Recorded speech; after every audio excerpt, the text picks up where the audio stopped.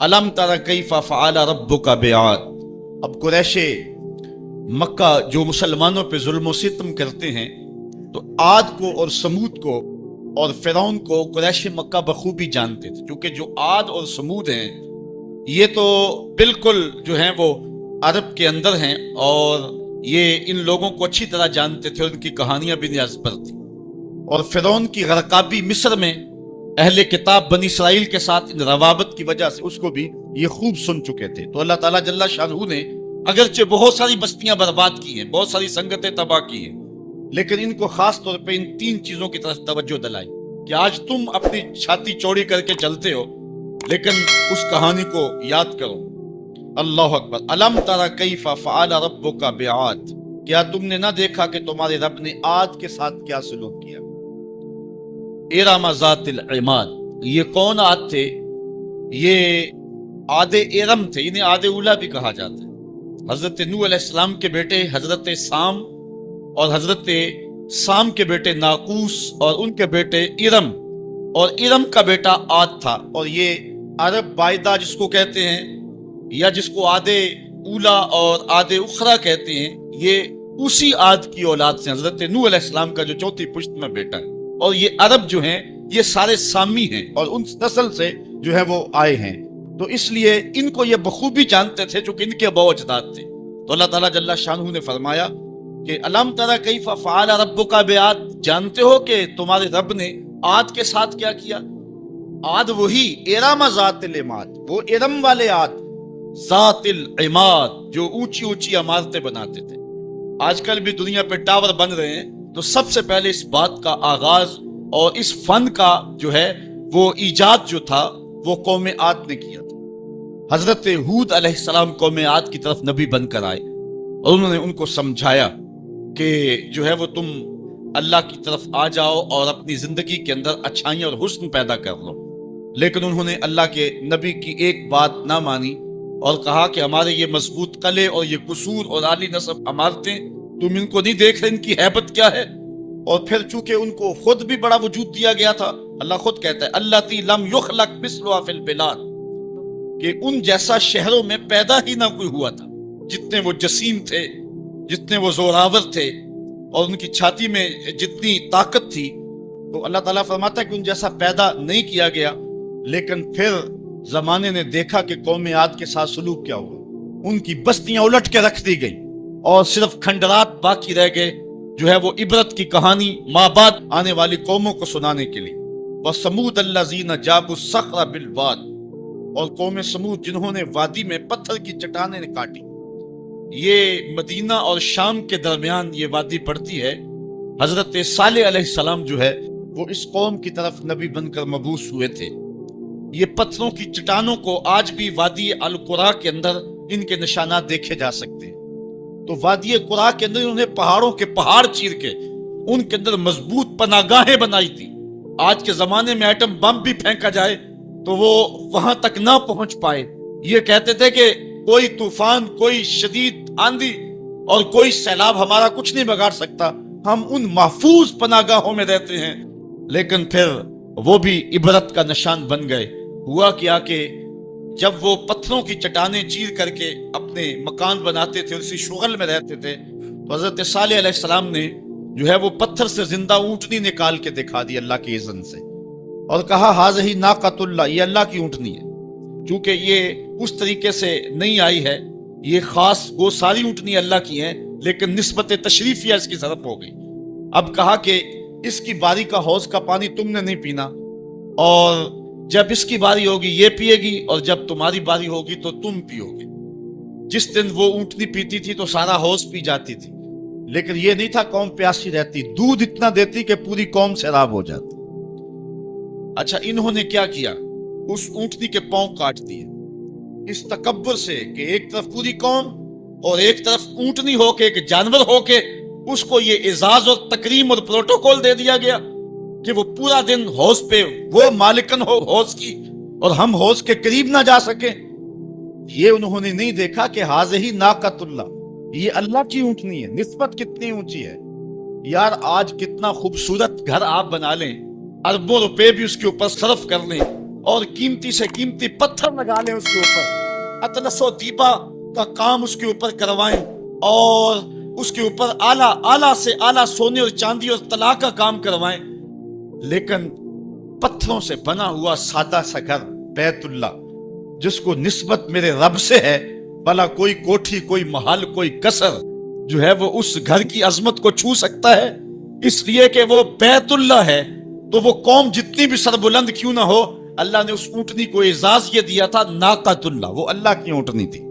اچھا، انہوں نے اس کی توہین کی، اس کے پاؤں کاٹ دیے، تو اس اونٹنی کا ایک بچہ تھا، اس نے چیخ ماری، درد سے جب وہ چیخا تو اللہ کا عذاب آ گیا اور یہ عذاب میں مبتلا ہو گئے۔ اللہ اکبر۔ قوم عاد کا جو حال ہوا، قوم سمود کا پھر جو حال ہوا، وہ زمانے نے دیکھا۔ آگے ارشاد فرمایا فرعون ذی الاوتاد، وہ فرعون جو کیلوں والا تھا۔ یہ ذی الاوتاد اس کو کہا گیا، اس کی کئی مفسرین نے وجہ بیان کی ہیں۔ اس کا اتنا بڑا لشکر تھا کہ لشکر میں جہاں پڑاؤ کرنا ہوتا، اس لشکر کے لیے جو خیمے لگائے جاتے، اس خیمے کی تنابیں جن کیلوں کے ساتھ باندھی جاتی، 70 اونٹ ان کیلوں کو اٹھا کے چلتے تھے، اس لیے کہا گیا یہ میخوں والا فرعون ہے۔ یا مفسرین نے کہا دوسری وجہ یہ ہے کہ جو فرعون کی بات نہ مانتا تو اس کو جو ہے وہ لٹا کر کے اس کے ہاتھوں اور اس کے پاؤں کے اندر میخیں ٹھونک دیتا تھا، نام پڑ گیا میخوں والا فرعون۔ تو جس کو اتنا ناز تھا کہ کوئی میری جھوٹی خدائی سے سر کیوں پھیرے، اور اس کو وہ عبرتناک سزا دیتا تھا، پھر فرعون وہ نیل کی موجوں میں بے بس تھا اور ہاتھ جوڑ کے کہہ رہا تھا آمنت برب موسیٰ، میں اب موسیٰ کے رب پہ ایمان لاتا ہوں، لیکن پھر اس وقت اس کا ایمان لانا فائدہ بخش نہ ہوا۔ تو اللہ فرماتا یہ سب کچھ تم دیکھ چکے ہو۔ الذین طغوا فی البلاد، یہ وہ لوگ ہیں قوم عاد، قوم سمود اور فرعون جنہوں نے شہروں میں سرکشی کی، اللہ کے حکموں کو توڑا، جھوٹی خدائی کے دعوے کیے۔ پھر کیا ہوا؟ فَأَكْثَرُوا فِيهَا الْفَسَادَ، پھر انہوں نے بہت زیادہ فساد پھیلا دیا۔ اللہ تعالیٰ جل شانہ نے ان کی شر کو، ان کے فساد کو، جو وہ کرتے رہے اللہ دیکھتا رہا، لیکن جب حد سے زیادہ ہی بڑھنے لگے فَصَبَّ عَلَيْهِمْ رَبُّكَ صَوْتَ عَذَابٍ، تو پھر تیرے رب نے ان پر اپنے عذاب کا کوڑا برسایا۔ پھر جو ان کا حال ہوا، اللہ اکبر، ان ربک لبالمرصاد، بے شک تمہارے رب کی نظر سے کچھ غائب نہیں ہے، تمہارا رب تمہارے ایک ایک عمل کو، ایک ایک کرتوت کو دیکھ رہا ہے۔ اے قریش مکہ، تم کیا ہو؟ تمہاری کیا حیثیت ہے؟ عاد و سمود کی بستیاں تمہارے رب نے الٹ کے رکھ دی، تمہارے رب نے فرعون جس کو جھوٹی خدائی کا گھمنڈ تھا لشکر سمیت نیل کی موجوں میں ڈبو دیا، تو کیا تم باقی رہو گے؟ اس لیے ان کہانیوں کو بیان کیا۔ فَصَبَّ عَلَيْهِمْ رَبُّكَ صَوْتَ عَذَابٍ إِنَّ رَبَّكَ لَبِالْمِرْصَادِ۔ یہ کہانی بیان کرنے کے بعد انسان کی ایک کج فکری پر اللہ تعالیٰ نے کتنی خوبصورت جو ہے وہ چیز ارشاد فرمائی۔ فَأَمَّا الْإِنسَانُ إِذَا مَا ابْتَلَاهُ رَبُّهُ فَأَكْرَمَهُ وَنَعَمَهُ فَيَقُولُ رَبِّي أَكْرَمَنِ۔ انسان کی فطرت ہے جب اللہ تعالیٰ اس کو رزق دیتا ہے، دولت کے دروازے اس کے لیے کھولتا ہے، اس کو جاہ و منصب ملتا ہے، اور یہ اللہ تعالیٰ اس کو جاہ و منصب دے کے، دولت دے کے، اس کو پیسہ روپیہ دے کے اس کی آزمائش کرتا ہے، لیکن اس کو آزمائش نہیں سمجھتا۔ فَيَقُولُ، کہتا ہے ربی اکرمن، میرے رب نے مجھے عزت دی ہے، وہ اس کو عزت سمجھ لیتا ہے اور کہتا ہے کہ میں اللہ کا محبوب ہوں، مجھے اللہ پسند کرتا ہے تو اس لیے مجھے دولت دی ہے، ورنہ میں غربت کی چکی میں پس رہا ہوتا۔ وہ دولت کو جو ہے وہ عزت سمجھتا ہے، حالانکہ اللہ نے بطور آزمائش اس کو دولت دی ہے۔ جب کسی بندے کو پوچھا جائے نا بتا کیا حال ہے، تو اگر اس کے پاس دولت کے انبار ہو، کہتا ہے بڑا فضل ہے اللہ کا۔ اچھا کیا فضل ہے اللہ کا؟ تو تہجد کی نماز بھی پڑھنے لگ گیا؟ نہیں، میں تو 5 بھی نہیں پڑھتا۔ اچھا کیا فضل ہے کہ اللہ نے تجھے یہ کرم کر دیا کہ تیری زبان پہ جھوٹ نہیں آتا؟ نہیں، میں تو صبح شام جھوٹ بولتا ہوں، ٹیکس بھی چوری کرتا ہوں، میں تو سب کچھ کرتا ہوں، تو پھر کیا فضل ہے؟ کہتا ہے مجھے دولت دے دی گئی۔ تو یہ انسان کی فطرت ہے کہ دولت جو مل جائے اس کو فضل الہی سمجھتا ہے، وہ ناجائز طریقے سے بھی لے تو اس کو بھی فضل سمجھتا ہے۔ کبھی آپ نے دیکھا ہوگا کہ سراسر کمائی حرام کی ہے، ناجائز فروشی کے ساتھ، رشوت کے ساتھ، اور کیا کیا دھندے کے ساتھ اس نے جو ہے وہ دولت کمائی، اور عالی نصب کوٹھی بنا کے اوپر لکھ دیا ھذا من فضل ربی، یہ میرے رب کا فضل ہے، حالانکہ یہ تو قہر تھا، آزمائش تھی اس کے اوپر، لیکن وہ شیطان نے اس کو جس راستے پہ لگایا اور شیطانی دھندے کے ساتھ جو اس نے دولت کمائی، اس کو بھی یہ فضل ربی قرار دے رہا ہے اور سمجھتا ہے کہ واقعی میں رب کا فضل ہے۔ نہیں، اللہ فرماتا ہے ایسا نہیں ہے، یہ اس کی کج فکری ہے۔ فضل یہ نہیں ہے کہ کسی کو دولت دے دی جائے، فضل یہ ہے کسی کو تہجد کے سجدوں کی توفیق دے دی جائے، فضل یہ ہے کسی کے سینے کے اندر ایمان کا چراغاں کر دیا جائے، فضل یہ ہے کہ کوئی شخص جھوٹ بولنا چاہے بھی ایک غیبی طاقت زبان کو پکڑ لے، میرے بندے تو محمد عربی کا نوکر ہے اور محمد عربی صادق بھی تھا، امین بھی تھا، تو جھوٹ بولنا اچھا لگتا ہے تو وہ جھوٹ بولنا چاہے بھی تو نہ بول سکے۔ یہ ہے رب کا فضل، یہ ہے رب کی کرم نوازی اور یہ ہے رب کے رحم کا انداز۔ لیکن انسان کی کج فکری ہے، اللہ آزماتا ہے اس کو دولت دے کے، حالانکہ دولت کی آزمائش بہت ڈاڈی آزمائش ہے۔ حضرت عبداللہ ابن مبارک کہتے ہیں ہمیں غربت سے بھی آزمایا گیا اور دولت سے بھی آزمایا گیا۔ غربت کی آزمائش میں تو ہم پورے نکلے، لیکن دولت کی آزمائش میں ہم پورے نہ نکل سکے۔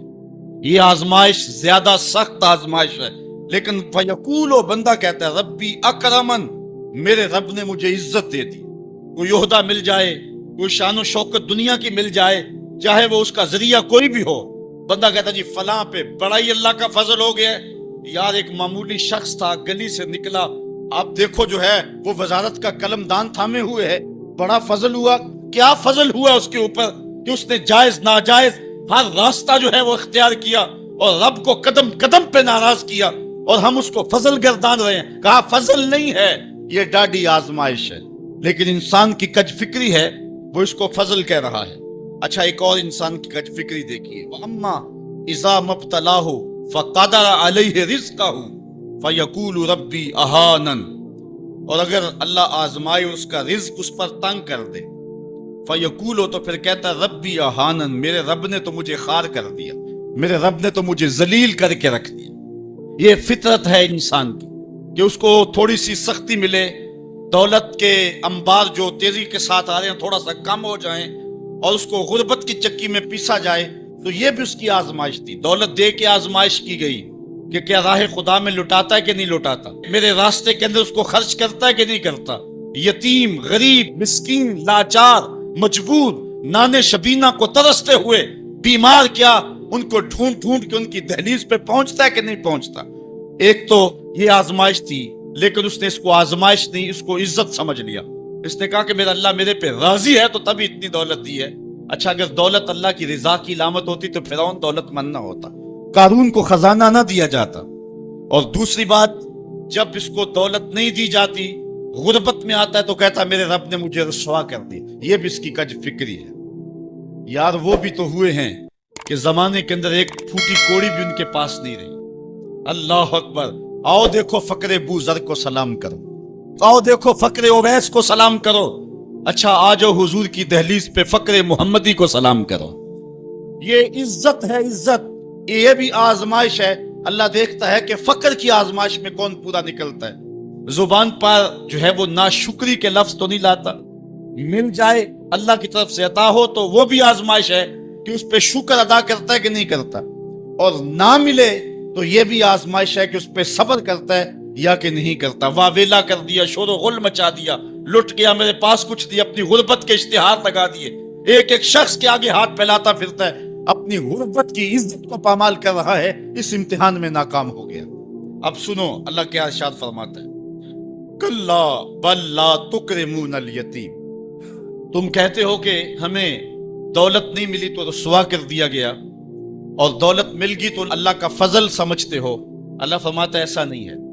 اگر تمہیں آزمائش میں ڈالا گیا ہے تو تم اس آزمائش میں کہاں تک پورے نکلے ہو۔ آج تمہارے اوپر جو سختیاں آئی ہیں، آج اللہ تعالیٰ کی اگر ناراضگی ہے تو اس کا یہ سبب نہیں ہے کہ تم کو دولت نہیں دی گئی، بلکہ سبب کیا ہے، غور کیجئے۔ کلا، ایسا ہرگز نہیں۔ جو اس کی فکر تھی کلا سے نفی کر دی گئی، اور اس بات کس چیز کا کیا گیا، بل لا تکرمون الیتیم، تم یتیموں کو عزت نہیں دیتے ہو۔ اصل بات یہ ہے جو بات سوچنے کی ہے۔ اب قرآن کا یہاں اسلوب دیکھیے، میں قربان جاؤں قرآن کے اسلوب پہ۔ ایسے ہی نہیں، جب اکرمہ ابو جہل کا بیٹا اسلام کے حصار میں آتا ہے تو قرآن پڑھتا ہے نا تو اشش کر اٹھتا ہے، اور پھر روتا ہے اور کہتا ہے ہاذا کلام و ربی، یہ میرے رب کا کلام ہے۔ اور قرآن بتا رہا ہے، اس کا لہجہ بتاتا ہے، اسلوب دیکھیے۔ بات غریب کو روٹی دینے کی نہیں کی گئی، غریب کو جو ہے وہ کھانا دینے کی نہیں کی گئی، اس کو کپڑے پہنانے کی نہیں کی گئی۔ قرآن نے جو کہا ہے کلا بل لا تکرمون الیتیم، بات یہ ہے کہ تم یتیم کو عزت نہیں دیتے ہو۔ یتیم کو تم عزت کیسے دے سکتے ہو یہ تم جانتے ہو کہ اس کی تکریم کیسے کرنی ہے۔ تمہارے پاس یتیم کو پہنانے کے لیے کپڑا نہیں ہے، اس کو دینے کے لیے روٹی نہیں ہے، لیکن تمہارے سینے میں پیار تو رکھا ہوا ہے نا۔ اس برہنہ یتیم کو سینے سے لگا کر کے اس کا ماتھا تو چوم سکتے ہو نا۔ رب یہ نہیں دیکھتا روٹی کس نے دی، رب یہ دیکھتا یتیم کو پیار کس نے دیا۔ وہ یہ دیکھتا ہے کلا بل لا تکرمون الیتیم، معاملہ روٹی کا نہیں ہے۔ بچی ہوئی روٹی تو کتے کو بھی ڈالی جا سکتی ہے، کسی کو غریب کو دے دی تو یہ کون سا کمال ہے؟ جو دیگیں بچ گئی وہ مدرسے میں بھیج دی، یہ کمال کی بات نہیں ہے۔ وہ گندگی کے ڈھیر پہ بھی تو پھینکتی تھی، خراب ہو جاتی، 2 گھنٹے اور پڑی رہتی۔ معاملہ یہ نہیں ہے، معاملہ تکریم کا ہے۔ اب وہ بھی سوچیں، عید آ رہی ہے، مینڈکوں کی طرح نکلیں گے سماجی رہنما اور سماجی کارکن، اخباروں میں تصویریں چھپیں گی، غریب عورتیں لائن میں لگی ہوئی ہیں، غریب مرد لائن میں لگے ہوئے ہیں، اور جو ہے وہ صاحب جو ہے وہ ایک ایک توڑا آٹے کا، ایک ایک تھیلا آٹے کا دے رہے ہیں، اور 10 جو ہے وہ فوٹوگرافر تصویر کھینچ رہے ہیں۔ اگلے دن 15 اخباروں کے اندر تصویریں لگی ہوئی ہیں۔ میں اس دن بھی کہا تھا کہ اس انداز کے ساتھ غریبوں کی غربت کا اشتہار لگانے والا سوچے کہ اس لائن میں اگر اس کی بیٹی کو کھڑا ہونا پڑے تو اس کا پھر انداز کیا ہو۔ بات یہ نہیں، بات تکریم کی ہے، کلا بل لا تکرمون الیتیم۔ آئیے تمہیں میں کہانی سناؤں۔ آقا کریم علیہ السلام جا رہے تھے عیدگاہ کو، راستے کے اندر ایک یتیم کھڑا تھا، اور آقا کریم نے کہا کہ بیٹے آج تم یہاں کھڑے ہو، کہا فلاں غزوے میں میرا باپ شہید ہو گیا تھا، میری ماں کا سایہ بھی میرے سر پہ نہیں ہے، لوگ اپنے گھروں میں ہیں، میں کس دہلیز پہ جاؤں۔ اچھا انتظار ہو رہا ہے عیدگاہ میں، حضور نے یتیم کو سینے سے لگایا، گھر لے گئے اور سیدہ فاطمہ سے کہا کہ جس طرح کا لباس حسنین کو پہنایا ہے اس کو بھی پہناؤ۔ اللہ اکبر۔ اور اس کو کھانا کھلایا اور سب کچھ اس کی تکریم کرنے کے بعد حضور نے پھر جو ہے وہ اس کو عزت دینے کے لیے، اس کی تکریم دینے کے لیے حضور علیہ السلام نے اس کو فرمایا اما ترضى ان محمدن ابوکا، بیٹے کیا تو پسند نہیں کرتا کہ محمد تیرا باپ لگے، وہ عائشہ تا امو کا، اور عائشہ تیری ماں لگے، وہ فاطمہ بنت محمد اختو کا، اور فاطمہ تیری باجی لگے۔ اس نے کہا یہ اعزاز مل جائے تو مجھے اور کیا چاہیے؟ تو کہا آج کے بعد یہ رشتے تیرے ہوئے۔ ایک انگلی سے حضور نے حسنین کو تھاما ہوا ہے اور دوسری انگلی سے اس یتیم بچے کو تھاما ہوا ہے۔ جب حضور عیدگاہ کی طرف بڑھ رہے ہیں تو اور بچے بھی اپنے ماں باپ کے ساتھ جا رہے ہیں۔ وہ بچہ زبان حال سے کہتا ہے تھا تو یتیم، آج یتیمی کا مزہ ہی نہیں آ گیا ہے کہ حضور کی انگلی تھام کے جا رہا ہوں۔ تو یتیم کی تکریم کا مسئلہ ہے، اس کو عزت نفس دینے کا مسئلہ ہے۔ یتیم کو لوگوں کے اندر کھڑا کر کے اس کو اعزاز دیتے ہو، وہ اعزاز نہیں ہے، وہ رسوائی ہے۔ مجھے 1 سال قبل ایک ایسی تقریب میں لوگ کھینچ کر کے لے گئے جہاں وہ آج کل اجتماعی شادیوں کا رواج ہے، تو میں بڑی معذرت کی، میرے لیے مشکل ہوگا کیونکہ مجھے اندازہ تھا اس تقریب کا، لیکن میں کبھی گیا نہیں تھا پہلے۔ تو میں جب اس تقریب میں پہنچا تو یقین جانے کہ 2 دن تک جو ہے وہ میں بے چین رہا ہوں۔ میں کہتا ہوں غریب سے غریب آدمی ہوتا ہے نا، اس کو معاشرے میں پروٹوکول اعزاز نہ بھی ملے تو شادی والے دن تو مہمان خصوصی وہی ہوتا ہے نا، اس دن تو سارے اس کے چہرے کو ہی دیکھتے ہیں۔ لیکن ان دولوں کو بھی جو ہے وہ لائن پہ بٹھایا ہوا تھا اور اوپر مہمان خصوصی کوئی اور بیٹھے تھے۔ میں نے کہا یہ بیچارے مسکین آج بھی مہمان خصوصی نہیں ہے، آج ان کی زندگی کا اہم دن ہے، اور آج بھی اتنے لوگوں کے سامنے اشتہار لگایا جا رہا ہے یہ غریب لوگ ہیں، اور دلہنوں کا بھی اشتہار لگایا جا رہا ہے یہ غریب بچیاں ہیں۔ اور پھر کیا ان کے چہرے پہ کوئی مسرت کے آثار تھے؟ اور نہ ان بیٹیوں کے چہرے پہ کوئی مسرت کے آثار تھے۔ تو لوگ خوشی بانٹنے چلے ہیں لیکن غموں میں اضافہ کرتے چلے گئے۔ رات کی تنہائی میں نکلو، اندھیرا پھیلا ہوا ہو، کوئی دیکھنے والا نہ ہو، اپنے سائے سے بھی بچو اور جا کے غریب کے گھر میں رقم پھینک کے آ جاؤ، اسے پتہ نہ ہو یہ پھینکی کس نے ہے، اور پھر وہ شادی کریں جو دعائیں ان کے کلیجے سے نکلیں گی عرش تک پہنچیں گی۔ تو بات پیسے دینے کی نہیں ہے، بات تکریم کی ہے۔ کلا، دیکھو قرآن کا اسلوب، کلا بل لا تکرمون الیتیم، معاملہ یہ ہے کہ یتیم کی عزت تکریم، میرے اور آپ کے آقا مولا نے تو یہاں تک فرمایا جب بچے اکٹھے کھیل رہے ہوں، تمہارا بچہ بھی ان بچوں میں کھیل رہا ہو تو بچے کو بیٹا کہہ کے آواز نہ دو، اس کا نام لے کے پکارو۔ عرض کی گئی حضور بیٹا ہے، بیٹا کہہ کے پکاریں گے تو حرج بھی کیا ہے؟ کہا تم نہیں جانتے، ہو سکتا ہے کہ وہاں کوئی یتیم بچہ بھی کھیل رہا ہو، اور جب یہ تم کہو گے تو تڑپ جائے گا، آج میرا باپ ہوتا تو مجھے بیٹا کہہ کے پکارتا، لیکن آج میں محروم ہوں۔ تو کہا مسئلہ یہ ہے، کلا بل لا تکرمون الیتیم ولا تحاضون علی طعام المسکین۔ دیکھیے قرآن کا اسلوب، کہا ایک تو یتیم کی تکریم نہیں ہے، یہ ساری افطار اس لیے آئی، اور دوسری بات یہ ہے کہ وہ آپس میں ایک دوسرے کو مسکین کے کھانے کی رغبت نہیں دیتے، یعنی ایک شخص خود غریب ہے اور اتنی طاقت نہیں رکھتا کسی غریب کی پرورش کر سکے، وہ عہدہ برا نہیں ہو سکتا کہ اتنا کہ میں تو کچھ کر نہیں سکتا، کوئی بھوکے تڑپتے ہوئے غریب کو دیکھے خود نہ دے سکے، اللہ نے اسے زبان تو دی ہے، کسی امیر کی دہلیز پہ وہ نہیں جاتا یہ چلا جائے اور جا کے توجہ دلائے کہ میرے ہمسائیگی کے اندر ایک یتیم تڑپ رہا ہے، بیوہ کی بیٹیاں بوڑھی ہو رہی ہیں دہلیز پہ، اور وہ جا کے اپنے اعتبار پہ جو ہے ان کا انتظام کر دے۔ یہ ہے ولا تحاضون علی طعام المسکین، بلکہ رویہ کیا ہے، وتاکلون التراث اکلا لما، اور میراث کا مال تم ہپ ہپ کر کے کھاتے، تمہیں پرواہ ہی نہیں ہے۔ بیٹیوں کا حق اہل عرب جو ہے وہ غصب کر لیتے تھے اور بیٹیوں کا حق نہیں دیتے تھے۔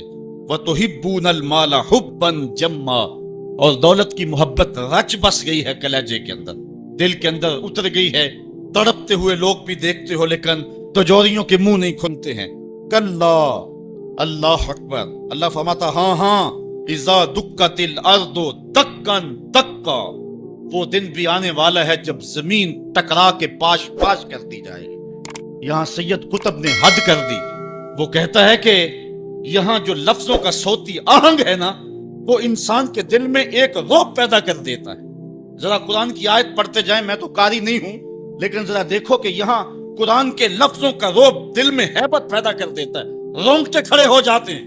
اللہ تعالیٰ یہ ساری کہانی بیان کر کے فرماتا ہے کہ وَتُحِبُّونَ الْمَالَ حُبًّا جَمًّا وَلَا تُحَاضُونَ عَلَىٰ طَعَامِ الْمِسْكِينِ وَتَأْكُلُونَ التُّرَاثَ أَكْلًا لَمًّا وَتُحِبُّونَ الْمَالَ حُبًّا جَمًّا۔ کلا کے اوپر جو رکھی گئی ہے مد، اس کا جو کھچاؤ ہے وہ دلوں کے اوپر، دلوں کی تاروں کو کھینچتا ہے۔ کلا اذا دکت الارض دکن دکا، اللہ فرماتا جب زمین پاش پاش کر کے رکھ دی جائے گی، وجاء ربک والملک صفا صفا، اور اللہ تعالیٰ اس شان سے ظہور فرمائے گا کہ فرشتے صفے باندھے کھڑے ہوں۔ وجیء یومئذ بجہنم، اور جہنم کو حاضر کیا جائے گا۔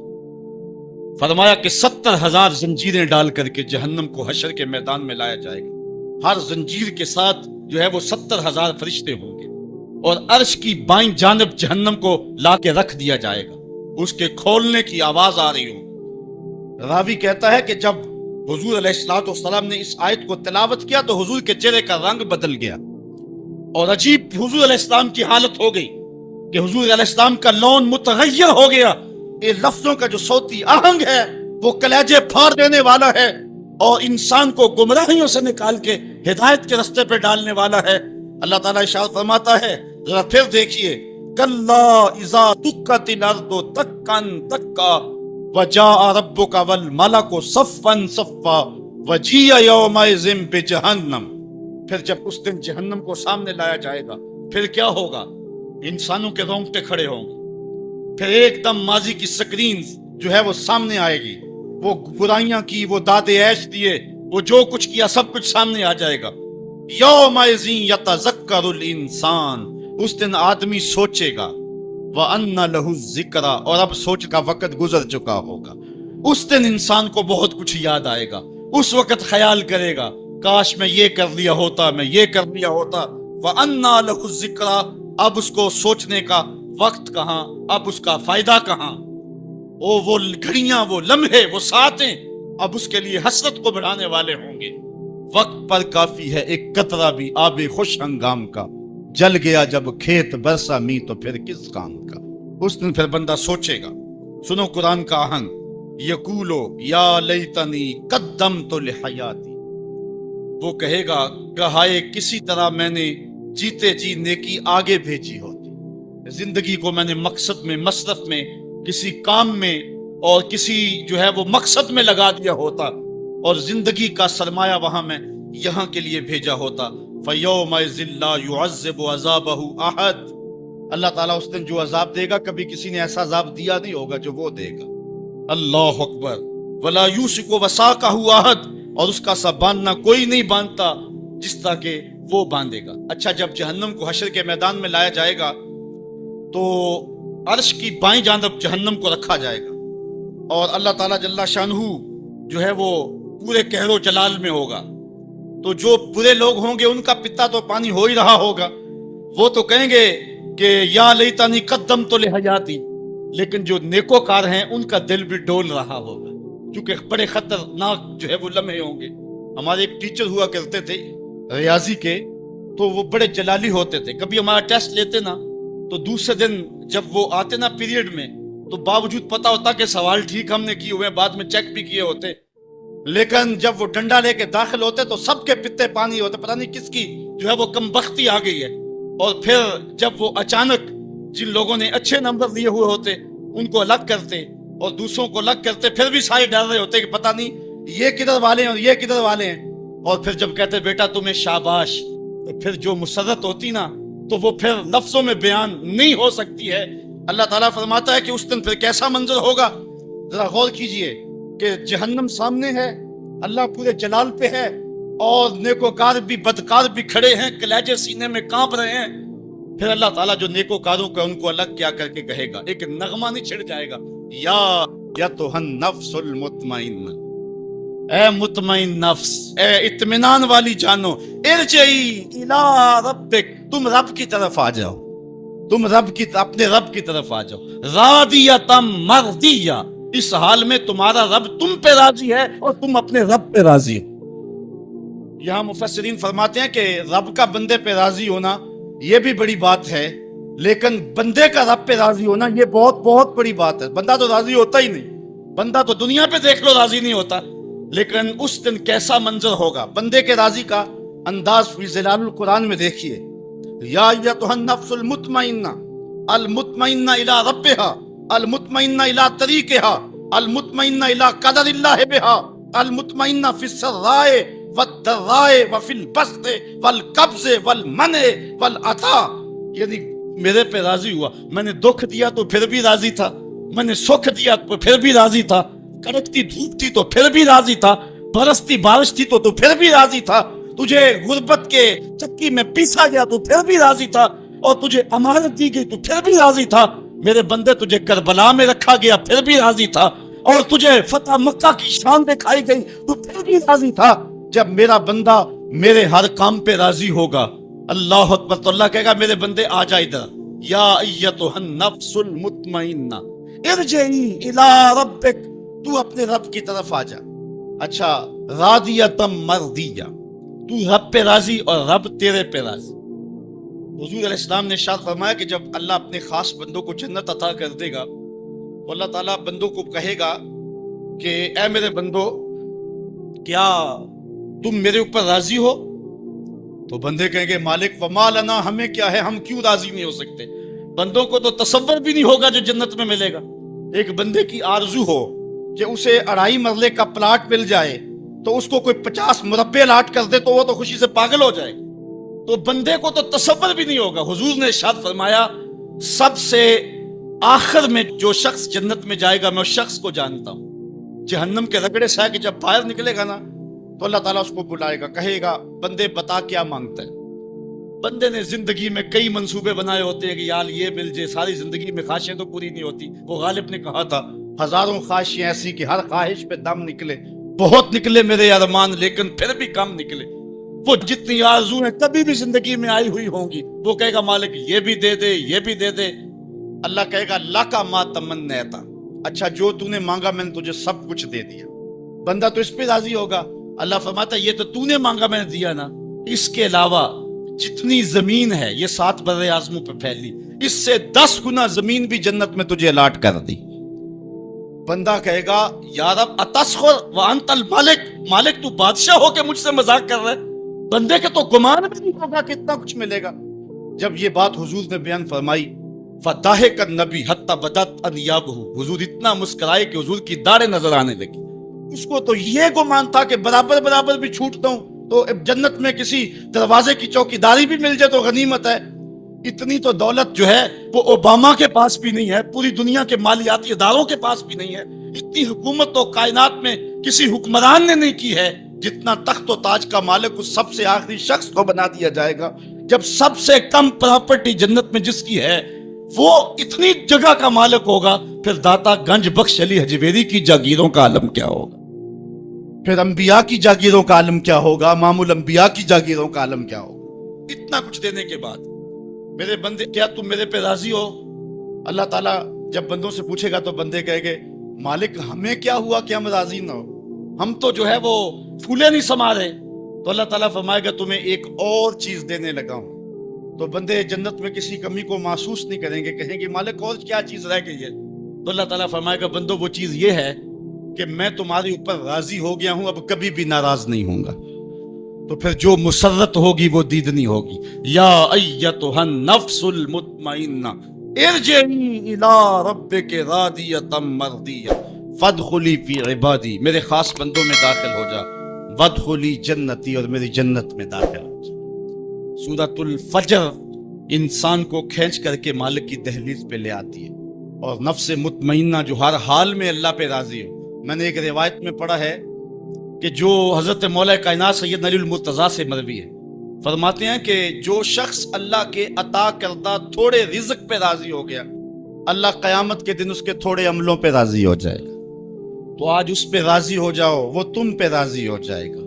اللہ نے توفیق دی تو یہ 10 دن مجھے اور آپ کو نصیب ہوئے، اور اب دعا کا مرحلہ